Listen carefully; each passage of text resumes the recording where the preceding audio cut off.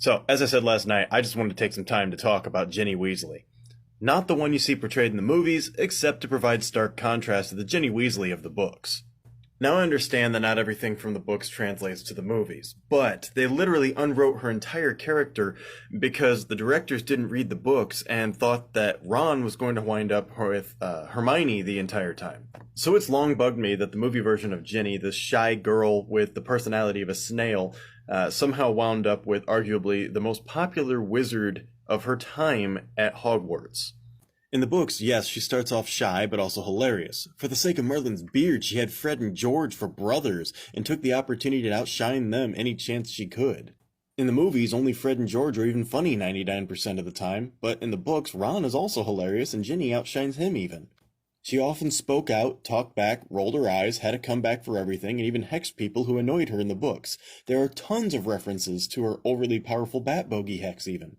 Her character builds up more and more until, in The Half-Blood Prince, you find out that she had been so in love with Harry, as if her penchant for sending him singing cards wasn't evidence enough, that Hermione told her she'd have to date other people and relax around him so that he can see who she really is, or he's never going to notice her.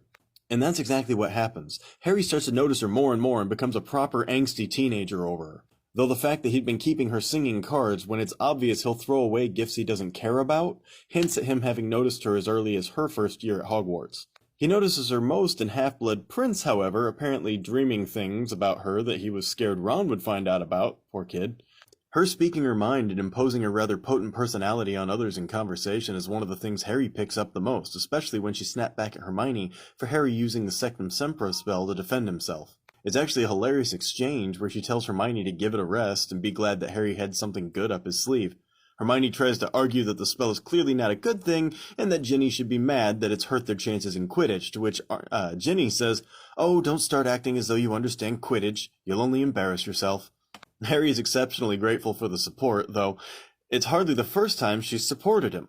She's been on his side as often as possible, even helping him figure out how to talk to Sirius when Umbridge had the fireplaces on lockdown, distracting Umbridge to buy him time, and going along to the Ministry to help Harry when Kreacher lies to Harry about Sirius being gone. It's no great wonder that Harry is the only person Ron is fine with dating his sister. They've had years together to get to know one another, and Harry saved her life, their dad's life, and Ron's life by that point, also having recently saved Ron from what would have been fatal poisoning.